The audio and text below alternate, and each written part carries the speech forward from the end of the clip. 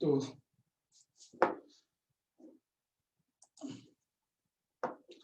कल हम लोग हिस्ट्री में बात कर रहे थे स्टोन एज की। ठीक है, आवाज आ रही सभी को मेरी? तो sir good morning sir. Good morning सभी को, गुड मॉर्निंग। तो यानी कल जो हमारा पार्ट था हिस्ट्री का वो था स्टोन एज, है ना? ठीक, आवाज अपनी अपनी बंद रखिए आप लोग। कल था हमारा ये प्री हिस्ट्री। ठीक है, ये था हमारा कल टॉपिक। और प्री हिस्ट्री में सबसे पहले हमने बोला था कि प्री हिस्ट्री क्या है। तो प्री हिस्ट्री कल भी हमने बात की, that period that have no written evidence. एक ऐसा पीरियड है जिसके पास कोई रिटन एविडेंस नहीं है। प्री हिस्ट्री वो है जो लॉन्गेस्ट पीरियड है ना? ये भी हमने कल बताया था कि ये लॉन्गेस्ट पीरियड है, यानी मैक्सिमम टाइम जो ह्यूमन ने इसी में एक्सपेंस किया है। सबसे ज्यादा जो समय है ह्यूमन ने इसी में बिताया है, मानव ने सबसे ज्यादा। उसके बाद फिर एंशिएंट आया है, फिर अलग चीजें हैं। और इसी को हम लोग कहते हैं स्टोन एज, है ना? इसी को हम लोग कहते हैं स्टोन एज। तो why we say that the stone age, stone age इसलिए कहते हैं क्योंकि इसमें इसी समय सबसे ज्यादा वेपन्स के फॉर्म में या टूल्स के फॉर्म में या गुड्स के फॉर्म में सबसे ज्यादा जो ह्यूमन ने यूज किया वो स्टोन को किया। तो इसलिए हम उसको स्टोन एज कहते हैं। तो हमने कहा pre history, longest time period and stone age. अब हम नेक्स्ट कल हम बात ये कर रहे थे कि इसको 3 पार्ट में डिवाइड किया गया है, 3 पार्ट में। ठीक है, तो हमने कहा था कि जो स्टोन एज है इसको 3 पार्ट में डिवाइड किया है ना? 3 पार्ट में। तो सबसे पहले हमें जानना है कि इसको 3 पार्ट में कौन कौन से हैं। पहला है इसमें पेलियोलिथिक एज। ठीक है, पेलियोलिथिक एज। पेलियोलिथिक एज का मतलब है कि पुरापाषाण काल, इसको कहते हैं पुरापाषाण काल, पुरापाषाण काल। नेक्स्ट था इसमें मेसोलिथिक एज। ठीक है, मेसोलिथिक एज यानी मध्यपाषाण काल, मध्यपाषाण काल। और नेक्स्ट था इसमें नियोलिथिक एज, नियोलिथिक एज यानी नवपाषाण काल। ठीक है, नवपाषाण काल, ये हमने कल ही थोड़ी सी बात की थी। ये है कि हमने कहा कि पुरापाषाण काल, मध्यपाषाण काल, नवपाषाण काल। तो कभी ये क्वेश्चन आपका बन सकता है। अब देखिए यहाँ पर थोड़ा नीचे लिख देते हैं कि लाइट उधर पड़ रही है। तो 3 पार्ट में हमने डिवाइड किया था कि पेलियोलिथिक यानी पेलियोलिथिक एज, और दूसरा था मेसोलिथिक एज, और तीसरा था नियोलिथिक एज। ये तीन टाइम पीरियड है। और ये भी हमने, अब सबके बारे में हम समझ लेते हैं। देखिए सबसे पहली चीज है, जब भी हम हिस्ट्री के किसी एरा के बारे में समझते हैं, ये हमेशा याद रखना जो मैं अभी बोल रहा हूँ। हिस्ट्री बहुत आसान लगेगी आपको। हिस्ट्री को सबसे बड़ी प्रॉब्लम ये होती है हिस्ट्री में कि हम हिस्ट्री को कैसे एक जगह स्टोर करें, हम कैसे अपने तरीके से डिजाइन कर पाए। सबसे बड़ी प्रॉब्लम ये होती है। और डिजाइन ना कर पाने का रीजन ये होता है, हिस्ट्री टफ लगने लगती है कि जब आप हिस्ट्री को बुक के हिसाब से पढ़ते हैं, बुक से पढ़ते हैं। क्योंकि जिसको कुछ नहीं मिला उसने हिस्ट्री लिख दी। अगर हिस्ट्री को बुक के हिसाब से पढ़ेंगे तो प्रॉब्लम हो जाएगी, है ना? हिस्ट्री को बुक के हिसाब से नहीं पढ़ना है, हिस्ट्री को हमें सब्जेक्ट के अकॉर्डिंग करना। जैसे मान लीजिए सबसे पहले आपको जब भी कोई टाइम पीरियड को स्टडी करते हैं, सपोज करो हमने किया स्टोन एज, है ना? हमने किया कैलकुलिथिक एज, हमने किया इंडस सिविलाइजेशन, हमने किया वैदिक कल्चर, हमने किया मौर्य एम्पायर या मगध एम्पायर।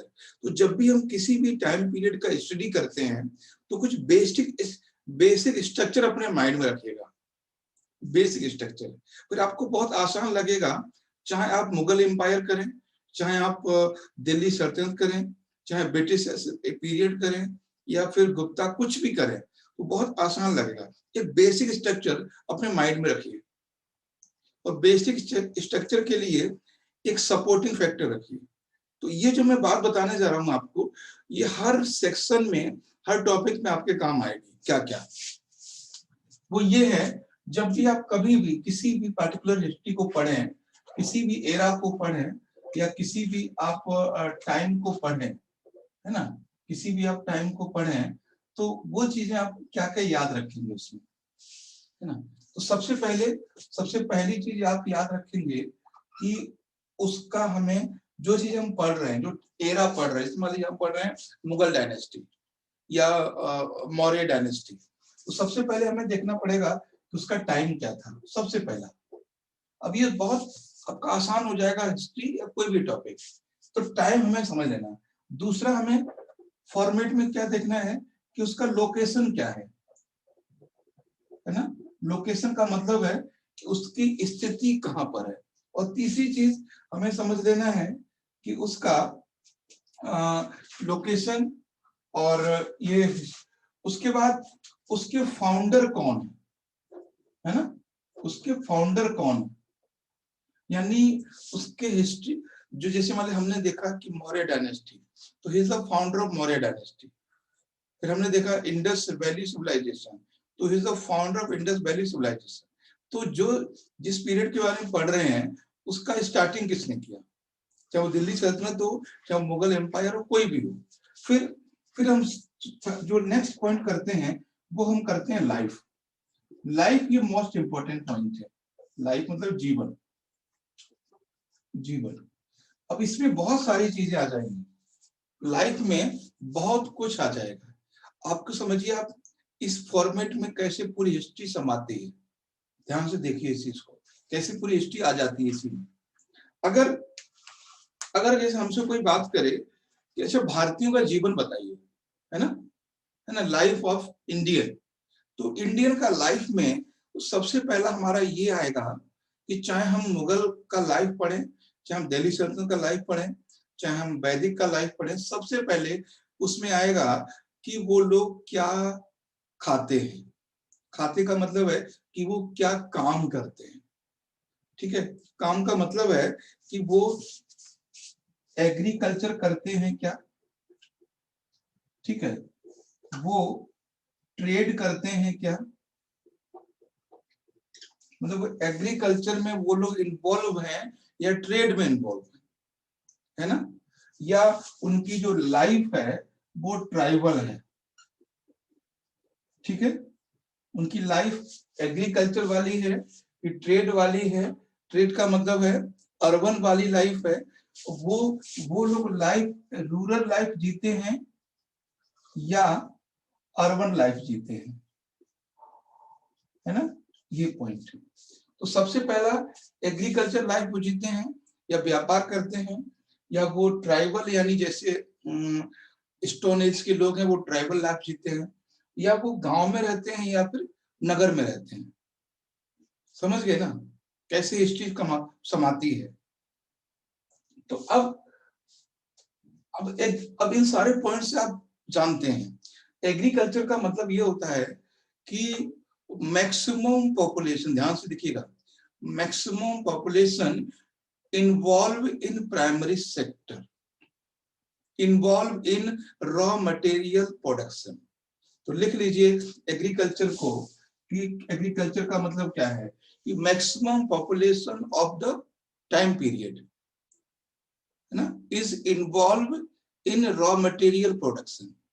अधिकांश जनसंख्या कच्चे माल उत्पादन में लगी हुई है ना, या फिर एग्रीकल्चर में लगी हुई है, तो हम उसको कहते हैं एग्रीकल्चर सोसाइटी। जैसे गांव को हम क्या कहते हैं, ये गांव में एग्रीकल्चर कम्युनिटी है। तो मैक्सिमम पॉपुलेशन क्या करती है, कि रॉ मटेरियल प्रोडक्शन में लगी होती है। वो कभी गांव के लोग चीनी नहीं बनाते, ध्यान से लीजिएगा, कभी गांव के लोग बीड़ी नहीं बनाते, कभी गांव के लोग ज्वेलरी नहीं बनाते, वो लोग कभी गांव के लोग पनीर नहीं बनाते।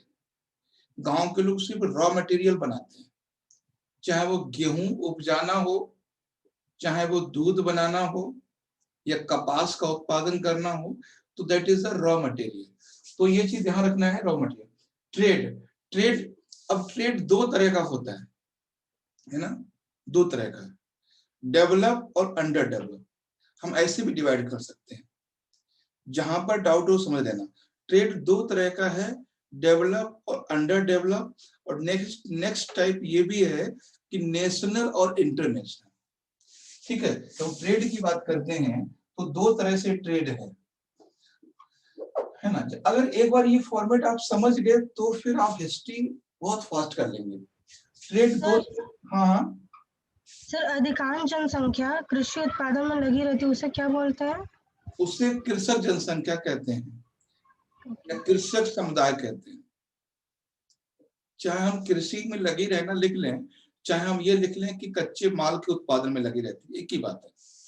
तो हमने कहा कि ट्रेड दो तरह का होता है, डेवलप ट्रेड और अंडर डेवलप ट्रेड। ठीक है, अंडर डेवलप ट्रेड का मतलब है कि बहुत ज्यादा कोई डेवलप अच्छे से ट्रेड नहीं होता। जैसे देखिए, वैदिक पीरियड में भी ट्रेड होता था, लेकिन वहां पे क्या था, वाटर सिस्टम था, मतलब वस्तु विनिमय थी। वस्तु विनिमय आप जानते ही होंगे कि भाई तुम बाजरा ले लो, हमें मक्का दे दो, है ना। तो इसको बोलते हैं अंडर डेवलप ट्रेड। ठीक, और एक ट्रेड वो होता है जो डेवलप ट्रेड होता है। डेवलप ट्रेड का मतलब है जैसा प्रेजेंट टाइम में होता है, जिसमें करेंसी यूज होती है, जिसमें ऑथेंटिटी यूज होती है, that is a develop trade. उसके बाद एक टाइप और है ट्रेड का, वो है लोकेशन को लेके, कि नेशनल है, ठीक है, नेशनल मतलब वो डोमेस्टिक है या इंटरनेशनल है। ठीक है, मतलब वो व्यापार डोमेस्टिक है, इंटरनेशनल है। तो हम ये टॉपिक इस पॉइंट ऑफ व्यू से समझा रहे हैं कि आप स्टोन एज से लेकर औरंगजेब तक समझ पाए, औरंगजेब नहीं, आज तक समझ पाए। ठीक है, यानी नरेंद्र मोदी तक, हमारे आज के गवर्नमेंट तक आप समझ पाए। हम इस पॉइंट ऑफ व्यू समझा रहे हैं इसको। तो एग्रीकल्चर हो गया, ट्रेड हो गया। ट्रेड, ट्रेड दो तरह का, डेवलप ट्रेड और under develop trade. Under develop trade का मतलब है जिसमें कोई रूल या रेगुलेशन ना हो, इसमें करेंसी का यूज नहीं होता है, हम इसको बोलते हैं वाटर सिस्टम, यानी वस्तु विनिमय। तीसरा पॉइंट है इसमें ट्राइबल लाइफ। ट्राइबल लाइफ आप जानते हो, है ना। कभी सर, यहाँ व्यापार को, ट्रेड को एक लाइन में कैसे लिखेंगे? वस्तुओं का क्रय विक्रय, है ना, वस्तुओं एवं सेवाओं का क्रय विक्रय व्यापार कहलाता है, अगर इकोनॉमिक्स की भाषा में बात करें तो। ठीक, तो selling of goods and services, selling and purchasing, यही तो है ना, selling and purchasing goods and services is the trade. ठीक, ये चीज होती है। जैसे आप गए मूवी देखने, तो मूवी भी एक ट्रेड है। सिक्के सिक्के और पैसे वगैरह तो नहीं होते थे इसमें ना? नहीं देखो, ये तो सिंपल सा है कि व्यापार क्या है। व्यापार ये है वस्तुएं एवं सेवाओं का बेचना या खरीदना। अब वो उनका प्राइस किस फॉर्म में होता था ये अलग चीज है ना। हम सिंपल समझ रहे हैं व्यापार क्या है। तो व्यापार यही है कि वस्तुओं सेवाओं का क्रय विक्रय। अब वो क्रय विक्रय वस्तुओं से वस्तुओं में होता था, या करेंसी में होता था, या गोल्ड में होता था, वो अलग चीज है। वो आएगा डेवलप और अंडर डेवलप, है ना। व्यापार का मतलब यही है कि चीजों को क्रय विक्रय, कॉस्ट से मतलब नहीं है यहाँ पे। ठीक है, तो ये चीज है। कॉस्ट से तो फिर ये हो जाएगा, जैसे हम लोग कुछ लोग हैं जो डॉलर है, पॉन्ड्स है, रुपया है, तो ये तो करेंसी हो गई, लेकिन जो प्रोसेस डॉलर में है वही प्रोसेस रुपए में है कि चीजों को, सर्विसेज को, गुड्स को, सर्विस को, सेलिंग एंड परचेजिंग। कोई चीज जो काम पौंड से होता है, जो काम डॉलर से होता है, जो काम पाउंड से होता है, जो काम डॉलर से होता है, वही काम रुपए से होता है। तो ये नेक्स्ट है इसमें ट्राइबल कम्युनिटी, मतलब कोई ऐसा समुदाय हो सकता है जो जनजातीय हो। जैसे जब भी हम बात करेंगे स्टोन एज के लोगों की, स्टोन एज के लोग ट्राइबल कम्युनिटी में रहते थे। कॉपर स्टोन एज वो भी ट्राइबल कम्युनिटी में रहते थे। और जब वैदिक कल्चर की बात आएगी तो वहां पर भी लोग ट्राइबल कम्युनिटी में रहते थे। आज भी दुनिया में कई ऐसे भाग हैं, दुनिया में कई ऐसे हिस्से हैं जहां पर लोग ट्राइबल कम्युनिटी के फॉर्म में रहते हैं। दुनिया में नहीं, आपके जिले में मिल जाएंगे, है ना, दुनिया की छोड़ दीजिए, आपके डिस्ट्रिक्ट में मिल जाएंगे वो लोग जो जिनका परमानेंट घर नहीं है, आज इस गांव में तो कल किसी और गांव में। ठीक, तो इसको बोलते हैं। अब रूरल और अर्बन तो आप जानते ही हैं। अगर आप अर्बन और रूरल में डिफरेंस करेंगे ऑफिशियली, ठीक है, तो ऑफिशियली डिफरेंस ये है कि ऐसा पॉपुलेशन सेटलमेंट, ध्यान दीजिएगा, ऐसा पॉपुलेशन सेटलमेंट जहां पर रेवेन्यू कलेक्शन और जुडिशरी सिस्टम एस्टेब्लिश हो, उस एरिया को हम अर्बन कहते हैं। रेवेन्यू सिस्टम और जुडिशरी सिस्टम, और साथ में 3 पॉइंट हैं। रेवेन्यू सिस्टम का मतलब है कर व्यवस्था लागू हो जिस जगह, जिस एरिया में हर चीज पे टैक्स लगता हो। और दूसरा जुडिशरी बॉडी हो, जैसे एसडीएम का एरिया है, या डिस्ट्रिक्ट मजिस्ट्रेट है, या फिर कोर्ट है, इस तरह से जुडिशरी सिस्टम इन्वॉल्व एस्टेब्लिश हो उसी एरिया में। और तीसरा पॉइंट है क्या,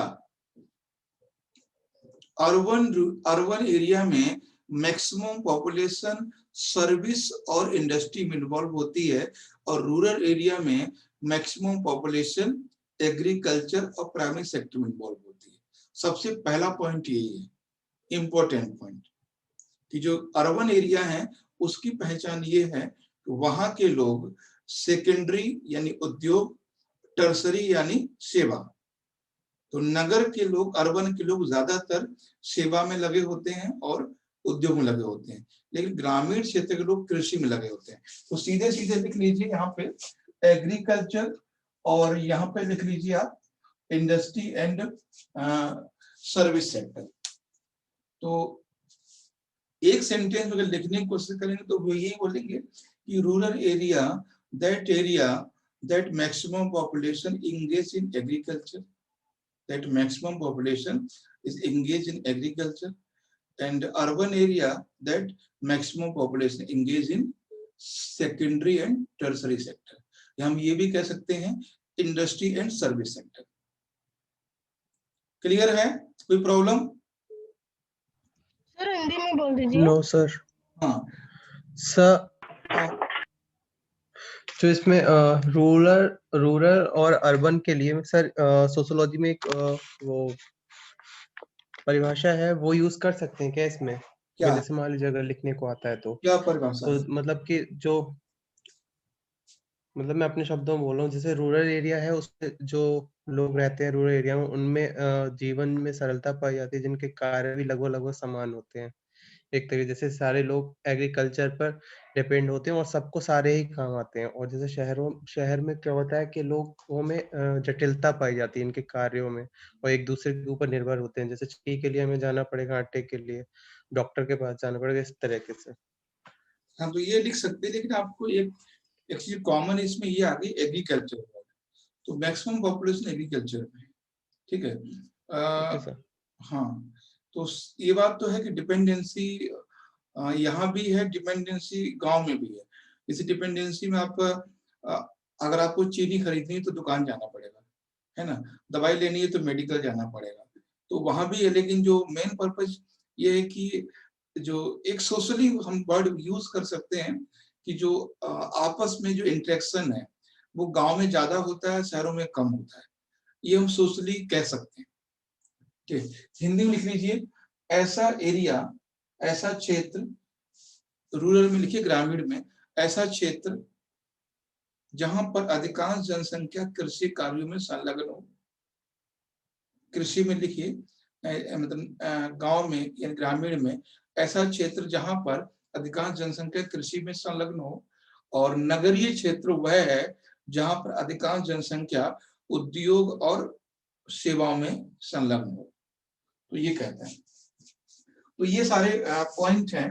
और उसके बाद जो आता है यहाँ पर जीवन में, वो आता है कल्चर, है ना, कल्चर यानी संस्कृति।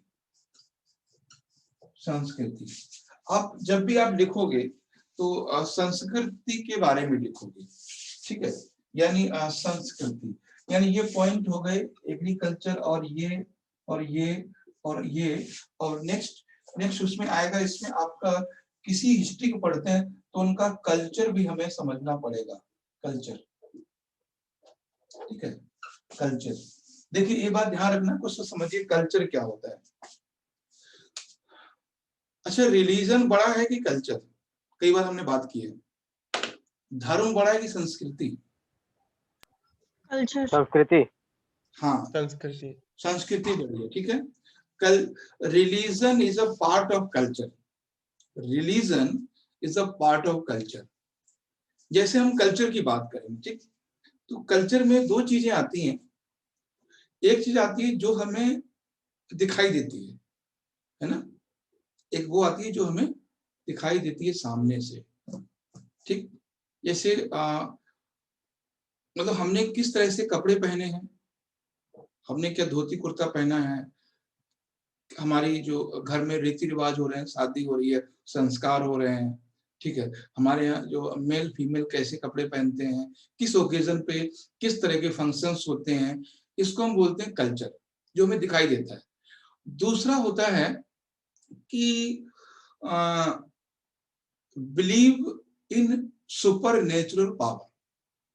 संस्कृति में दूसरा वर्ड, पहला हो गया जो हमें दिखाई दिया, मान लीजिए अगर आपकी फैमिली में बच्चा होता है, उसका नामकरण कैसे होना है, ठीक है, आपके यहाँ शादी होती है तो वो शादी किस रीति रिवाज से होती है, आपके यहाँ कपड़े लोग कैसे पहनते हैं, फीमेल कैसे पहनती हैं, मेल कैसे पहनते हैं। तो ये हो गया बाहरी चीज जो हमें दिखती है। जैसे हम देखते हैं ना कि ज्यादातर जैसे जो हिंदू जो हैं वो पहनते हैं साड़ी, जो पंजाबी हैं लेडीज वो सूट पहनती हैं, तो ये हम कल्चर में शामिल कर सकते हैं। दूसरा पॉइंट है इसमें कि believe in super natural power, ये that is a religion, that is a part of. वैसे रिलीजन तो बहुत बड़ा टर्म है, इसको एक लाइन में समझा पाना नहीं है, लेकिन जो आजकल रिलीजन को जिस भाषा में लोग समझते हैं, हम उस रिलीजन की बात कर रहे हैं। आजकल रिलीजन को समझते हैं कि गॉड, जो गुरु नानक को मानते हैं वो पंजाबी हैं, जो खुदा को मानते हैं वो मुसलमान हैं, जो भगवान राम को मानते हैं वो हिंदू हैं, जो महावीर को मानते हैं वो जैन, और वो जो जैन हैं, इस तरह से जो ईसा मसीह को मानते हैं वो क्रिश्चियन है। तो जो सुपर नेचुरल पावर को मानते हैं वो ये that is a part of culture, religion, ठीक। तो ये है, तो जब भी हम कल्चर की बात करेंगे तो दोनों चीजें हम शामिल करेंगे, लोगों की दोनों चीजें शामिल करेंगे। जैसे एक छोटा सा एग्जांपल देते हैं हम, एक हमारे हिस्ट्री में एक राजा हुआ है बलबन, ठीक है। तो बलबन के हर कल्चर की बात करें तो बलबन का कल्चर ये था कि वो इस्लाम में बिलीव करता था, that is a second part of culture. और फर्स्ट पार्ट क्या था कि उसने सजदा पागो शुरू किया था, ये कल्चर था। उसको बहुत ज्यादा रूल एंड रेगुलेशन डिसिप्लिन पसंद था। ऐसे ही हम बात करेंगे, ठीक है। तो दोनों चीजों को लेकर चलेंगे और फिर हम समझ पाएंगे। तो ये था दूसरा, नेक्स्ट पॉइंट था इसमें सोसाइटी। अब आपको हिस्ट्री बहुत छोटा लगने लगा होगा। सोसाइटी, मुगल का सोसाइटी क्या है, दिल्ली से उनका सोसाइटी क्या है, गुप्ता का सोसाइटी क्या है, मौर्य का क्या है, वैदिक का क्या है, महाजनपद का क्या है, इंडस का क्या है, स्टोन का क्या है। सोसाइटी में जब भी हम जिक्र करते हैं, सोसाइटी को पढ़ते हैं, तो हम 2 पॉइंट्स पे फोकस करते हैं, 2 पॉइंट पे। पहला हमारा फोकस होता है कि टोटल सोसाइटी कितने पार्ट में क्लासिफाइड है। जब भी हम बात सपोज करो इंडिया में हम लोग सोसाइटी की अगर बात करेंगे तो इंडिया में सोसाइटी मिलकर कई पार्ट में। अगर कोई देखेगा बाहर से इंडिया की सोसाइटी को, इंडिया की सोसाइटी बटी हुई है पहली तो रिलीजन में, है ना। सबसे तो पहले तो धर्म में बटी हुई है। वो बोलेंगे यार भारत में हिंदू, मुसलमान, सिख, ईसाई, जैन, बौद्ध सब एक साथ रहते हैं, पहला क्लासिफिकेशन। दूसरा बोलेगा कि यार ये लोग कास्ट में भी बटे हुए हैं, कास्ट में बटे हुए। पहला क्लासिफिकेशन क्या है कि रिलीजन, और उसके बाद क्या आता है कास्ट। उसके बाद तीसरा पॉइंट क्या आता है सोसाइटी में कि तीसरा पॉइंट आता है कि जो मेल और फीमेल है उनका क्या रोल है आपस में, सॉरी मेल और फीमेल, है ना, उनका क्या कैसे है। तो मेल और फीमेल, क्या मेल डोमिनेंट है या फीमेल डोमिनेंट, क्या है।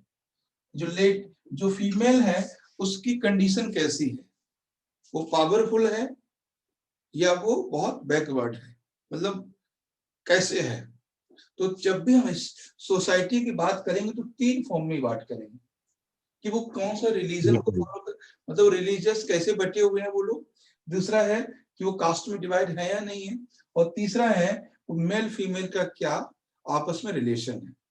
मेल फीमेल का रिलेशन का मतलब है जब भी हम सपोज कीजिए इंडस सिविलाइजेशन की बात करते हैं तो हम ये बोलते हैं कि फीमेल का बहुत ज्यादा रेस्पेक्ट है। जब हम लेटर वैदिक कल्चर की बात करते हैं तो बोलते हैं कि फीमेल का रेस्पेक्ट बहुत कम हो गया है ना। उनको as a wine, as a gambling यानी शराब और जुए की भांति उन्हें खराब बताया गया, ठीक है। तो उनका रेस्पेक्ट नहीं है, उनको प्रॉपर्टी में कोई राइट नहीं है। तो उस तरह से चीजों को समझना है, ठीक।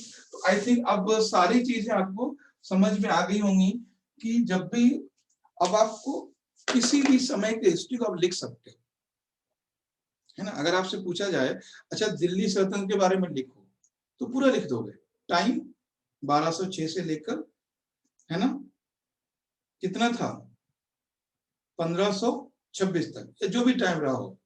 उसके बाद कौन कौन से एरिया लिखोगे आप, है ना, मतलब पाकिस्तान, अफगानिस्तान से लेकर दिल्ली तक जो भी एरिया रहा, एरिया की बात करोगे। फिर करोगे हु इज द फाउंडर, राजा कौन कौन से, तो बोलोगे ऐबक हुआ है, इल्तुतमिश हुआ है, बलबन, ये सब बात करोगे। फिर बात करोगे उनके एडमिनिस्ट्रेशन की बात करोगे।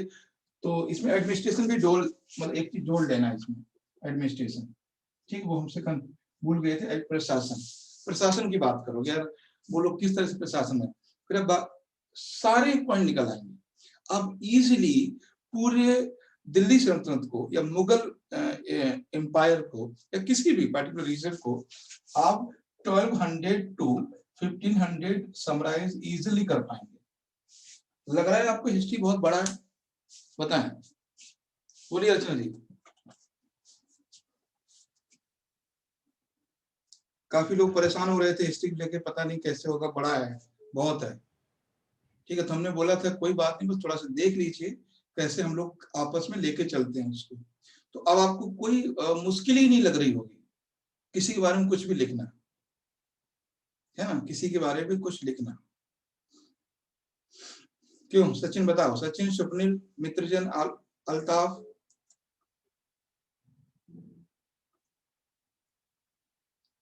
तो सर अभी तो पढ़ा ही नहीं है, हमें कैसे पता लगेगा। नहीं, मतलब पढ़ा नहीं है तो जिस तरह से फॉर्मेट को आप बनाना सीख गए तो बहुत आसान हो जाएगा। लेकिन इतना तो पता है कि मुगल क्या है, दिल्ली सल्तनत क्या है, ये तो पढ़ाई होगा। थोड़ा थोड़ा पढ़ा है। थोड़ा थोड़ा पढ़ा है, ठीक है। तो मतलब क्या क्या चीजें हमें समझनी चाहिए वो हम, अब पूरा फॉर्मेट हमने बता दिया। ये फॉर्मेट सबसे इंपॉर्टेंट है, हमेशा माइंड रखना जब भी आप हिस्ट्री को पढ़ें, जब भी पढ़ें, और बहुत चीजें आसान हो जाएंगी। अब सीधे सीधे हम बात करते हैं स्टोन एज की, है ना, स्टोन एज की। ये चीजें समझाना इसलिए जरूरी था ताकि आप इजीली चीजों को आप फॉर्मेट कर पाओगे। पाषाण काल, देखिए पाषाण काल में सबसे पहले देखते हैं पेलियोलिथिक एज। पेलियोलिथिक एज,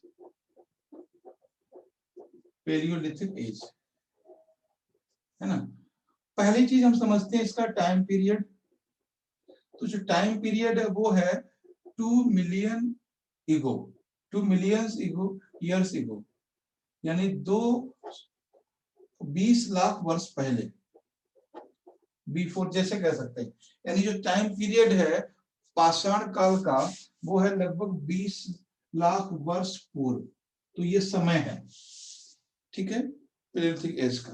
दूसरा मैंने कहा था इसकी लोकेशन। जो लोकेशन है पेलियोलिथिक युग के जो लोग रहते थे, एक तो क्वेश्चन यहां से बन सकता है आपके लिए कि क्या था, दूसरा था कि वेयर दे वर सेटल्ड, वो कहां पर सेटल्ड थे। तो एक बात मैं बताऊं आपको कि वो लोग थे ना, सबसे पहले पहाड़ों में सेटल थे, सबसे पहले पहाड़ों में, उनका ये एरिया था पहाड़ों में, ठीक है। सबसे पहले उनका एरिया था वेस्टर्न हिमालय, ठीक है, वेस्टर्न हिमालय। आप ऐसे लिख सकते हो, आप ऐसे भी लिख सकते हो हिंदू कुश, हिंदू कुश, आप सुलेमान हिल्स ऐसे भी लिख सकते हो, सुलेमान हिल्स। आप ऐसे भी लिख सकते हो पामीर पठार, पामीर प्लेट्यू। तो ये जो रीजन है वो ये है पामीर प्लेट्यू।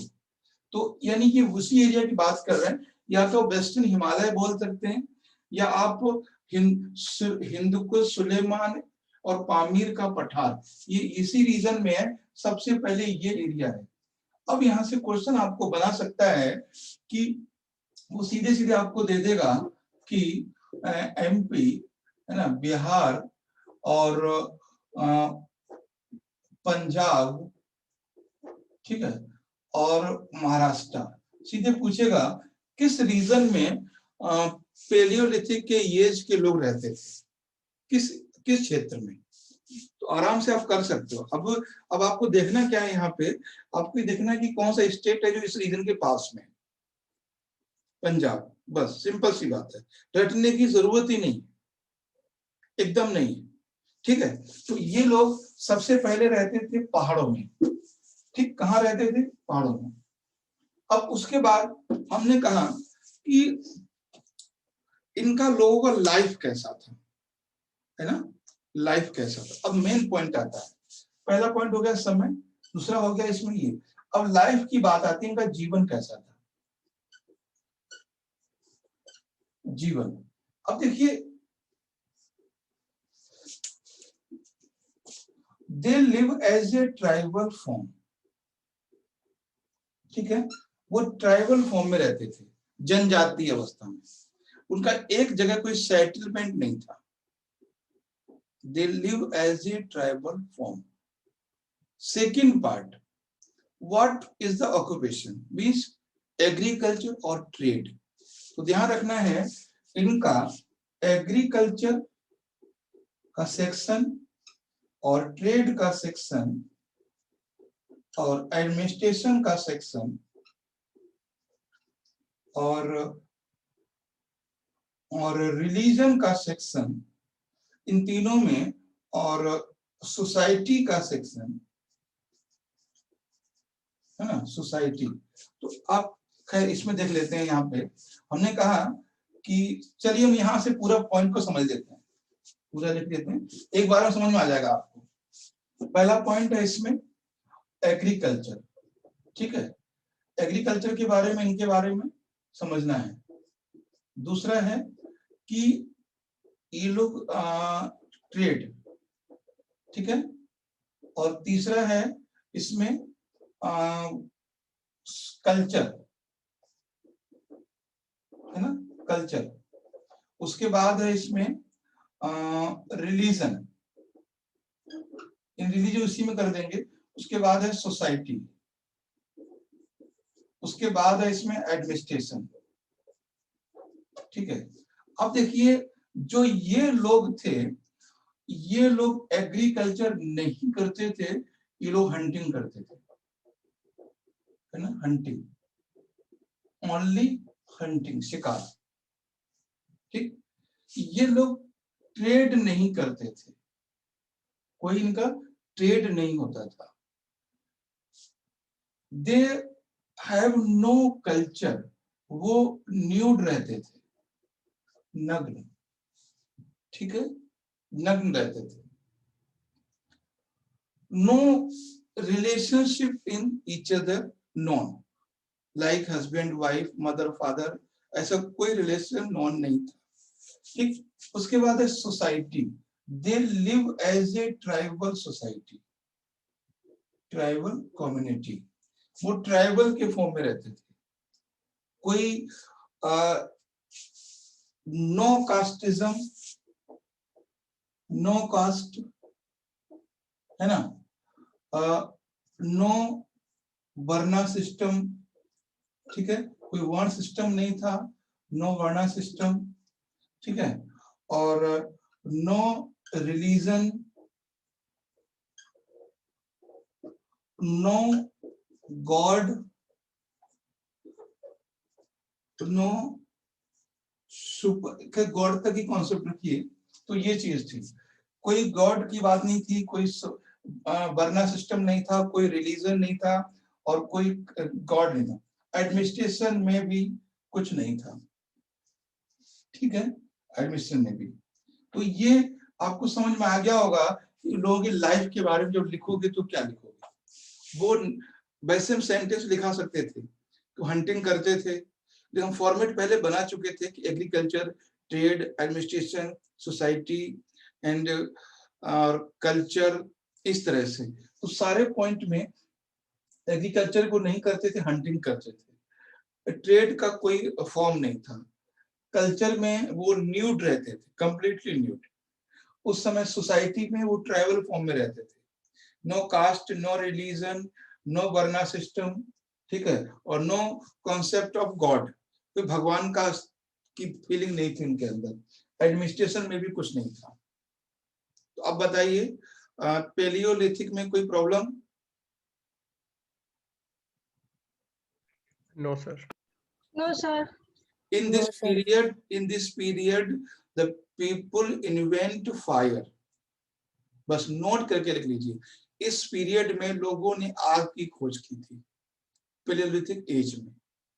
एरिया भी हमने आपको बता दिया, और लाइफ भी बता दिया, उनका टाइम भी बता दिया, ठीक है। फिर से ज्वाइन कर लेना आशीष बघेल, अभी कटने वाला है, आप उस प्रोसेस से।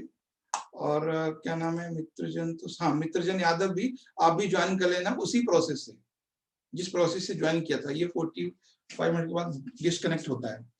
तो अब ये पेलियोलिथिक एज में कंप्लीट है। वो कभी पूछेगा कि हंटिंग था मगर स्टोरेज नहीं था, कल्चर था केवल न्यूड, वो लोग क्या बोला ज्योति ने,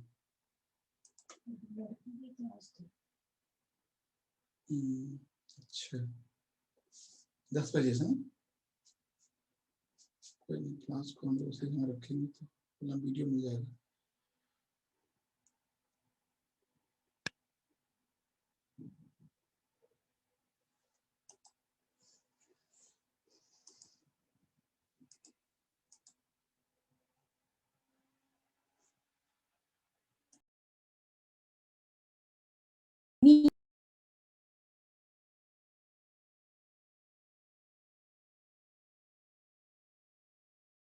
ठीक है, अब देखिए आवाज खुली हुई है मेरी? हाँ, ठीक है। तो कोई और ज्वाइन कर रहा है? हाँ, अब चीजें हम लोग बहुत स्मूथली चल सकते हैं और फास्ट चल सकते हैं, ठीक है। देखिए अब हम बात करेंगे मेसोलिथिक एज। जब मेसोलिथिक की हम बात करते हैं तो मेसोलिथिक एज का मतलब है मध्य पाषाण काल। ठीक है, मध्य पाषाण काल। अब आराम से हम इसको फास्ट कर सकते हैं। मध्य पाषाण काल, जो मध्य पाषाण काल का जो पीरियड है, ठीक है, ये मैंने कल बताया था। क्या टाइम बताया था इसका, याद है किसी को? कल आपको लिखाया था हमने सर 12,000। हाँ, 12,000। तो कितना समय है ये? 12,000 वर्ष पहले। ठीक है, यानी बिफोर प्रेजेंट, यानी 12,000 साल पहले मेसोलिथिक एज था। ठीक है, दूसरा था इनका लोकेशन क्या था। अब they move in mountain to plain area, वो माउंटेन से नीचे की ओर आना शुरू हो गए। ठीक है, they move mountain to plain. ठीक है, पूरा सिंपल समझिएगा, ये लोग पर्वतों से मैदान की ओर आना शुरू हो गए। यानी जो उनका, अब पहले ये लोग ओपनली रहते थे, in this period they settled into cave, वो गुफाओं में रहना शुरू हो गए। इसमें गुफाओं में, ठीक है, वो गुफाओं में रहना शुरू हो गए इस पीरियड में, केव्स में। कभी आपसे पूछ सकता है कि गुफाओं में सबसे पहले रहना कब शुरू हुआ? एक चीज मैं आपको बता दूं कि टेम्परेचर धीरे धीरे इंक्रीज हो रहा था। टेम्परेचर धीरे धीरे इंक्रीज हो रहा था, तो टाइम हो गया, लोकेशन हो गया। अब हम बात कर लेते हैं सीधे सीधे लाइफ की, है ना। लाइफ की अगर बात करें, जीवन की, तो जीवन की बात करें तो अब इसमें देखो लाइफ में क्या हुआ है, बार बार लिखने की जरूरत नहीं हमें, एडमिनिस्ट्रेशन ये सब चीजें। लाइफ में पहली चीज थी हंटिंग, इनके पास था। ठीक है, हंटिंग, ये लोग हंटिंग करते थे, ये बात सही है। अब हंटिंग के साथ साथ ये लोग स्टोरेज करना शुरू कर दिए, है ना। That was a new discovery इनकी। यानी जो लोग पहले, जैसे जिस जानवर को इन्होंने मारा था, अब ये लोग उसको रखना शुरू कर दिए, स्टोर करना शुरू कर दिए। ठीक है, इनके जो वेपन्स हैं, ठीक है, इनके जो पशुपालन शुरू हो गया। नहीं अभी नहीं, पशुपालन नहीं, जो इनके टूल्स हैं और जो उनके वेपन्स हैं, जो उनके औजार हैं, ठीक है, जो औजार हैं उनका जो साइज है वो छोटा होना शुरू हो गया, स्टार्ट। और जो जो टूल्स हैं वो सारे के सारे स्टोन के बने हुए, ये आप जानते हो। ठीक, देखो हमने बोला था कि जब हमारी टेक्नोलॉजी डेवलप होती है तो हमारे वेपन्स, हमारे टूल्स छोटे होने लगते हैं। कल हमने कंप्यूटर एग्जांपल दिया था आपको, आज मैं फिर बता रहा हूँ कि जैसे जितने जो वेपन थे, जैसे इन लोगों ने क्या किया कि स्टोन एज में यानी पेलियोलिथिक में इस पत्थर से किसी जानवर को मारा। ठीक है, अब उन्हें इतना अकल आ गई कि इस पत्थर को वो लोग क्या करने लगे, नुकीला करने लगे, ऐसे करके। ठीक है, अब बोले नहीं, इसको ऐसे मारने से अच्छा है इसको ऐसे कर लिया जाए। तो जो साइज ऑफ टूल्स है, साइज ऑफ वेपन्स है, वो छोटा होना शुरू हो गया इस पीरियड में। सेकंड चीज तो हंटिंग, हाँ, लेकिन ये था ये लोग न्यूड अभी भी रहते थे। ठीक है, ऐसे ट्राइबल कम्युनिटी में ही रहते थे। ठीक है, ट्राइबल कम्युनिटी में ही रहते थे, और ये नॉन परमानेंट, ये कोई परमानेंट नहीं थे, नॉन परमानेंट लोग रहते थे ये। दूसरी चीज थी इन लोगों में कि जो इन्होंने डिस्कवर किया वो जानवरों की हड्डियां भी इस्तेमाल नहीं करते थे।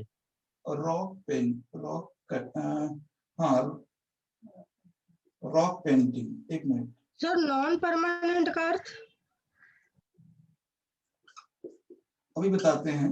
ठीक है, मतलब स्थायी नहीं रहते थे वो लोग, है ना, अस्थायी नहीं था, यानी वो एक जगह नहीं थे, हाँ बताइए, अल्ताफ कुछ कह रहे थे। सर क्या वो जानवरों की हाइड इस्तेमाल नहीं कर रहे थे पहनने के लिए? नहीं, उस समय तक नहीं हुआ, तो बहुत कम लेवल पे था। ज्यादातर वो लोग थे वो नियोलिथिक एज में उन्होंने किया है। उस समय तक वो केवल हंटिंग के लिए मारते थे जानवर को। और उस समय तक एक चीज मैं और बताऊं टेक्निकली, जब हम लोग आप कनेक्ट कर सकते हो, जब स्टार्टिंग में वो छोटे जानवर को मार पाते थे, जैसे लोमड़ी है ना, खरगोश है, इस तरह से जो छोटे छोटे जानवर। अब खरगोश का खाल समझ रहे हो, कहाँ पहनेंगे कहाँ बिछाएंगे, तो बात ये थी। ये सब तो टेक्निकली सर अगर उनका जैसे स्टोरेज करते थे तो क्या मारने के लिए स्टोरेज करते थे? मारने के बाद वो रख लेते थे, कल खाएंगे, ये चीज। अच्छा। हाँ, ये चीज आप देखिए, कभी आप देखना घर में जो हमारे बिल्ली या कुत्ता होता है, तो कुछ अगर बिस्किट दोगे ना, तो उसका पेट भरा होगा तो कहीं जाके छिपा देगा वो। ये आज मतलब समझ रहे हो, ये होता है जानवरों में अभी भी। और तो ये चीज है। तो ये तो न्यूड रहते थे। और आप लोग ये भी समझ सकते हो कि ये जो है पेड़ों की छाल भी पहन सकते थे। आपके माइंड में आ रहा होगा, लेकिन मैं आपको बताऊं, पेड़ों की छाल निकालने के लिए हमें कुछ धार, ऐसा हथियार चाहिए था जो शार्प होना चाहिए था। इस पत्थर से आप कैसे निकाल सकते हो किसी पेड़ की छाल? नहीं निकाल सकते ना, ये चीज है। और इस पत्थर से आप किसी बड़े जानवर को भी नहीं मार सकते, जैसे भेड़िया है, बकरा है, बकरी है, हाथी है, हिरन है, ऐसा नहीं कर सकते इस पत्थर से। बहुत सारी चीजें आपको धीरे कनेक्ट करेंगे। तो ये था, नॉन परमानेंट रहती थी। इन्होंने रॉक पेंटिंग शुरू की थी। रॉक पेंटिंग पहली बार कहाँ मिली है? एमपी में। एमपी में एक जगह है भीम बेटिका, ठीक है, भीम बेटिका। और दूसरा इसमें आदमगढ़, वो भी यहीं पर है, आदमगढ़, ठीक है, आदमगढ़। तो दो जगह मिली है। इन्होंने जो पेंटिंग की है, जो पेंटिंग का सब्जेक्ट है वो नेचर है यानी प्रकृति। मतलब इन्होंने पेंटिंग, अब सीधी सी बात है कि जो चीज इन्होंने देखी उन्हीं की बनाई। अब ये क्वेश्चन आपके यूपीएससी में पूछ सकता है कि किसकी पेंटिंग एक बात बताइए, जो चीज हमने देखी नहीं वो कैसे बना सकते हैं? जब कॉन्सेप्ट गॉड का था ही नहीं, तो विष्णु की मूर्ति कैसे बन जाएगी, विष्णु का चित्र कैसे बन जाएगा? जब उनके दिमाग में था ही नहीं कि गंगा जी कहाँ से निकलती हैं, है ना, शंकर जी के, तो वही कॉन्सेप्ट था ही नहीं गॉड का। तो केवल उन्होंने एनिमल्स की बनाई है, माउंटेन की बनाई है, सन की बनाई है, और डांसिंग वीमेन्स की बनाई है, डांसिंग ग्रुप। तो चाहे तो आप लिख सकते हो कि क्या क्या चीजें हैं। माउंटेन, अब वही लिख लेना नीचे, माउंटेन की बनाई है, उन्होंने सूर्य की बनाई है, उन्होंने मून बनाया है, इन्होंने एनिमल बनाए हैं, है ना, इन्होंने टूल्स यानी वेपन्स बनाए हैं, वेपन्स की बनाई हैं। और उसके बाद इन्होंने डांसिंग ग्रुप बनाया है, डांसिंग ग्रुप, है ना, डांसिंग ग्रुप या सिंगल। तो ये उन्होंने पेंटिंग बनाई है। इसमें कोई भी ये यूपीएससी लेवल का है तो वो पूछ सकते हैं, ठीक। तो ये चीजें हैं। तो ये था आपका पूरा रॉक पेंटिंग कहाँ से मिली है, उनका सब्जेक्ट क्या है। तो सब्जेक्ट आप समझ गए, नेचर है। सर क्या हम ये स्क्रिप्ट मान सकते हैं, उनकी स्क्रिप्ट हमें पता चलती है वो किस तरह से रह रहे थे? कौन सा? जो सर उनकी पेंटिंग थी। जो पेंटिंग का मतलब क्या था, जैसे मान लीजिए कोई ये पत्थर है, ठीक, स्क्रिप्ट नहीं है, हाँ, उसके बाद एविडेंस तो पता चलता है ना। रहन सहन कैसा होगा उनका?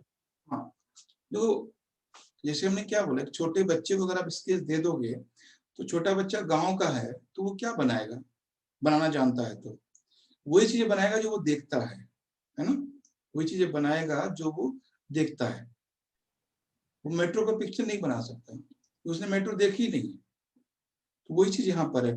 तो इन्होंने पेंटिंग बनाई है ग्रुप डांसिंग की। इसका मतलब है कि वो लोग कल्चरली डांस वगैरह ग्रुप में एक साथ रहते थे।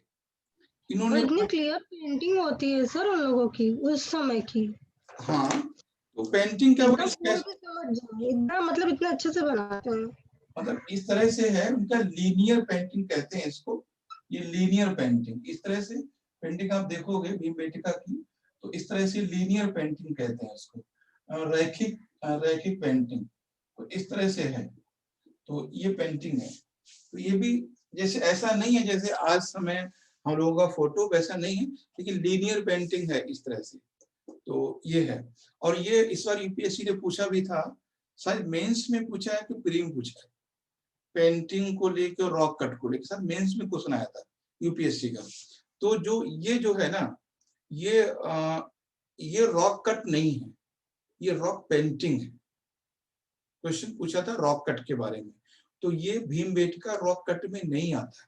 रॉक कट का मतलब है कि किसी माउंटेन को या किसी स्टोन की हम आकार को, हम शेप को चेंज करते हैं विद टूल्स, उसको कहते हैं। जैसे कोई पत्थर था, पत्थर को काट के हमने मूर्ति बना दी, पत्थर को काट के हमने शिवलिंग बना दिया, पत्थर काट के हमने रथ बना दिया, तो उसको बोलते हैं रॉक कट। यहाँ रॉक कट नहीं है ना, दृष्टि वालों ने इसको बताया भीमबेटका रॉक कट है, जबकि रॉक कट नहीं है। तो पहले से रॉक थी, उस पे उन्होंने उसको स्केचिंग किया है बस, वो भी नेचुरल कलर से, आज भी है वो। या वो रॉक कट कैसे कर सकते हैं जब उनके पास ना तो आयरन है ना, पत्थर से पत्थर थोड़ी टूटेगा, कैसे शेप चेंज करोगे आप। तो ये चीज थी। तो आई थिंक आप समझ गए होंगे कि मेसोलिथिक एज में, मेसोलिथिक एज के बारे में वो दो बातें आपको इम्पोर्टेंट हैं, बाकी आपको पता ही है कि जब वो ऐसा नहीं है कि एकदम अचानक से भगवान आ गए, ये भी नहीं अचानक से वर्णा सिस्टम आ गया। वर्णा सिस्टम भी वैसा ही था, no caste system, no varna system, no religion, no god concept, no administration, no trade, no agriculture, कोई चीज नहीं थी। बस चेंजिंग क्या आई कि वो लोग अब हंटिंग के साथ साथ स्टोरेज भी करने लगे, बस, है ना, हंटिंग के साथ साथ अब उसको स्टोर भी करने लगे, बस ये चीजें थी। दूसरी चीज थी उनकी रॉक पेंटिंग, बस। और तीसरा था वो लोग अब गुफाओं में रहना शुरू कर दिए। और तीन मेन पॉइंट थे, इसके अलावा तो नहीं थे, बता सकते हैं कोई इसके अलावा कोई पॉइंट थे इसमें? सारे वही है पुराने वाले। क्लियर है? कोई दिक्कत यहां तक किसी को? No sir. हाँ सर। नेक्स्ट सर देखते हैं, आपको याद हो जाएगा ये ऐसे ही। नेक्स्ट है यहाँ पे नियोलिथिक एज, है ना, नियोलिथिक एज यानी नवपाषाण काल। जब हम नवपाषाण काल की बात करते हैं तो ये है 10,000 बिफोर प्रेजेंट, यानी 10,000 साल पहले, 10,000 साल पहले। अब ये लोग रहना शुरू कर दिए थे प्लेन में आके, ठीक है, प्लेन में आके। रीजन कौन सा था? North west India. कहां पर? प्लेन में। देखो प्लेन में ऐसा नहीं था कि सभी लोग प्लेन में रहना शुरू कर दिए। आज भी पूरे हिंदुस्तान के ट्राइबल कम्युनिटी क्या प्लेन में रहते? नहीं, ठीक है। इनका जो लाइफ था वो भी ये कोई परमानेंट नहीं था, है ना, परमानेंट नहीं था, नॉन परमानेंट थे ये लोग अभी भी। अगर उसके फिर बात करते हैं हम लोग कि इनके लाइफ की, ठीक है, अगर लाइफ की बात करेंगे, जीवन की बात करेंगे, तो सिर्फ उन्होंने क्या क्या चेंजेस किए वो समझ लीजिए। सबसे पहला इन्वेंट क्या किया इन्होंने एनिमल को पालतू बनाना शुरू किया, एनिमल हस्बेंड्री, ठीक है, एनिमल हस्बेंड्री यानी जानवरों को पालतू बनाया। और पहला जो बनाया जानवर वो था डॉग, कुत्ता। कई बार क्वेश्चन पूछा है इन्होंने इस समय भूभाग पर आ गए ना, ऐसा मतलब गुफाओं से भूभाग पे आ गए, प्लेन में रहने लगे कुछ रीजन में, जैसे जम्मू कश्मीर था, पाकिस्तान का एरिया था, वहां पे कुछ ये नीचे को आते चले गए। और जैसे जैसे नीचे आते चले गए ये लोग उसी एरिया में गए जहां पर इन्हें जानवर ज्यादा मिलते थे। अब ऐसा तो नहीं था, ये लोग गेहूं चावल बनाते थे। अब ये भी उसी एरिया में जाएंगे ना जहाँ इनको जानवर मिलेंगे खाने के लिए, क्योंकि मेन उनका ऑक्यूपेशन आज भी वही है मेन। ठीक है, अब मेन उनका ऑक्यूपेशन आज भी है, वो है हंटिंग एंड स्टोरेज। ठीक, हंटिंग और स्टोरेज आज भी। लास्ट फेज है ना, last phase of neolithic age they start agriculture. ये बात ध्यान रखना, यानी वो अंतिम समय में नवपाषाण काल, ध्यान रखना, नवपाषाण काल के अंतिम समय में उन्होंने कृषि करना शुरू किया। इन this period they invent also wheel, उस चक्र का भी उन्होंने विकास किया। तो इस पीरियड के बारे में आप लोग समझ सकते हो कि ये एक बार समरी समझा देते हैं आपको कि ये लोग 10,000 साल पहले थे, नॉर्थ वेस्ट इंडिया में थे, प्लेन में आके रहना शुरू कर दिए थे। इनका जीवन अभी भी कोई स्थायी नहीं था, ये नॉन परमानेंट थे। और उसके बाद लाइफ की बात करें तो इन्होंने पहली बार पशुओं को पालना शुरू किया, पालतू बनाया, और जो पहला पालतू पशु बनाया दैट वाज डॉग। सेकंड, अभी भी इनका जो मेन ऑक्यूपेशन था, जो मेन काम था, वो हंटिंग और स्टोरेज था। ठीक, अब लास्ट फेज में, यानी जब नवपाषाण काल खत्म होने वाला है, नवपाषाण काल खत्म होने वाला है, तब उन्होंने स्टार्ट किया एग्रीकल्चर। और that agriculture evidence is found in Mehrgarh, मतलब अफगानिस्तान।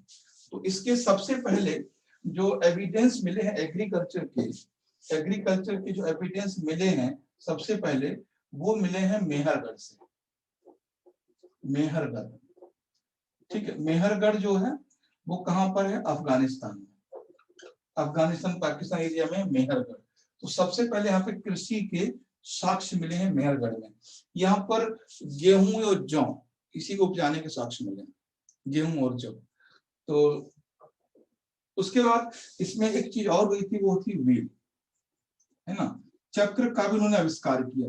ये सबसे बड़ा आविष्कार था व्हील का, सबसे बड़ा इन्वेंट था व्हील। क्योंकि अगर आज चक्र नहीं होता तो आप समझ लो क्या, कुछ भी नहीं होता, है ना। तो इलेक्ट्रिसिटी जो जनरेशन हो रही है वो डायनेमो से ही हो रही है, आर्म में, क्या ना, समझ रहे हैं मेरी, टरबाइन से ही हो रही है। और टरबाइन किस पे बेस है? व्हील पे। अगर आपसे क्वेश्चन कभी पूछेगा in stone age the most important thing invention was the wheel, सबसे ज्यादा, है ना। आप जो पेन का जिप है वहां से लेकर एरोप्लेन की फैन तक एक ही चीज यूज होती है, व्हील, चाहे वो इलेक्ट्रिसिटी जनरेशन में हो चाहे वहां हो। समझ रहे हमारी बात? तो सबसे बड़ा जो रिवोल्यूशनरी डिस्कवरी था वो व्हील था। और बाकी चीजें, अगर हम बाकी चीजें बात करो कि बाकी चीजें सेम ही है ना। एडमिनिस्ट्रेशन में no, religion, caste, god no, trade no, agriculture थोड़ा बहुत मिला है। अब ट्रेड तब होगा ना एग्रीकल्चर होगा। अब इतना ही याद रखना है, इनके जो वेपन थे वो मैक्सिमम शार्प होने लगे। पहले जो इनके, देखिए फर्स्ट पीरियड में उनके जो वेपन थे पेलियोलिथिक एज में, वो इस तरह से थे वेपन। अब इन्होंने कुछ वेपन इस तरह से बना लिए, इस तरह से। अब जब थर्ड पेज आया तो उन्होंने वेपन्स कुछ इस तरह से बना लिए, है ना, इस तरह से। और ये लोग ग्रुप में। अब आप बताइए कि इस पत्थर से ज्यादा मार सकते हैं किसी जानवर को या इस पत्थर से मार सकते हैं? अब इन्होंने इस पीरियड में आके जानवरों की खाल पहनना शुरू कर दिया था और जो पेड़ों की छाल पहनना। क्योंकि अब ये लोग देखो, पहले ये लोग बिल्कुल नेचुरल लाइफ को जीते थे। अब मान लीजिए इन्होंने किसी बड़े जानवर को मारा, पहली बात तो मार नहीं सकते थे क्योंकि इनके पास ऐसा टूल्स नहीं था। दूसरी चीज, ये लोग ग्रुप में नहीं रहते थे, मतलब एक साथ नहीं रहते थे। अगर किसी जानवर को मार लिया तो वो लाएंगे कैसे, है ना, उसको कंट्रोल कैसे करेंगे। तो अब क्या हुआ, इनके पास ऐसा वेपन्स आ गया कि ये बड़े जानवरों को भी दूर से मार सकते थे, है ना, ऐसा जानवर आ गया।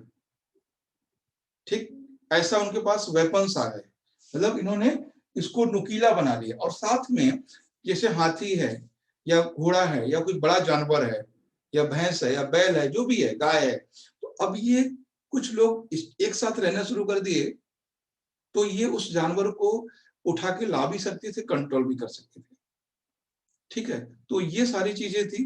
कभी आपसे क्वेश्चन बनेगा कि स्टार्टिंग में इन्होंने खाल क्यों नहीं पहनी, स्टार्टिंग में इन्होंने पेड़ की छाल भी पहन सकते थे। अरे भाई, पेड़ की छाल पहनेंगे तब ना तो छाल निकाल पाएंगे,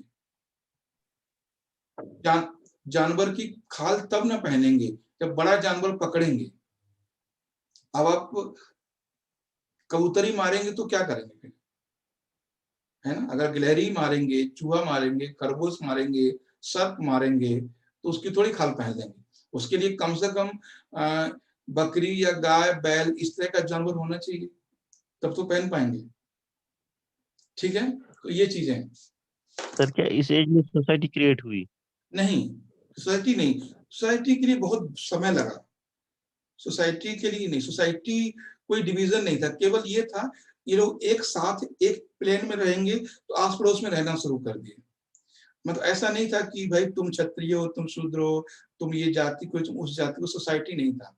सोसाइटी के एविडेंस आपको मिलेंगे कैलकोलिथिक एज में, कुछ कुछ, है ना, वो भी क्लियर नहीं है कि भाई तुम ब्राह्मण हो, क्षत्रिय हो, तुम्हारी कास्ट ही है, तुम हिंदू, ऐसा कुछ नहीं था। तो कुछ कुछ एविडेंस मिलेंगे। भाई कुछ लोग हैं जो मुखिया हैं ग्रुप के, और कुछ लोग हैं जो एज ए लेबर काम करते हैं, लेकिन बहुत ही हिडन फॉर्म में वो है, क्लियर नहीं है सोसाइटी। ठीक, ये चीजें हैं। तो बताएं यहां तक। अब कल से हम लोगों ने अब देखिए, बस एक फाइनल जो हम आपको बता रहे हैं हम लोग कल ही करेंगे। जैसे हमने पहले टॉपिक को देखा था, पेलियोलिथिक, ये देखा है ना, पेलियोलिथिक,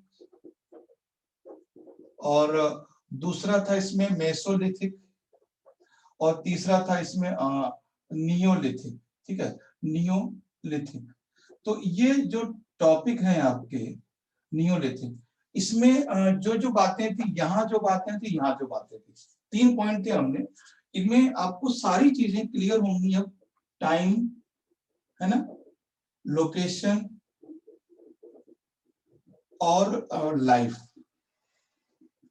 बताएं तीनों पॉइंट यहाँ यहाँ यहाँ यहाँ क्लियर है, बता दें। इतना ही था।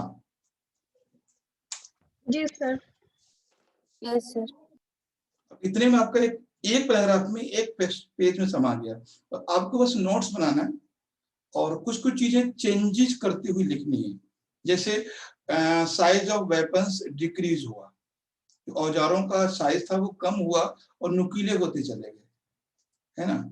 अब देखो, बहुत सी क्लियर बातें हैं। क्लियर बातें क्या हैं कि हिस्ट्री में भी चेंज, है ना, बट नॉट ज्योग्राफी चेंज। ये मैप आपके सामने है। मान लीजिए वो लोग यहाँ पर थे, सपोज कीजिए वो लोग इस एरिया में थे, है ना। अब आप खुद बताइए कि वो लोग इधर मूव करेंगे या इधर मूव करेंगे, ए की तरफ या बी की तरफ।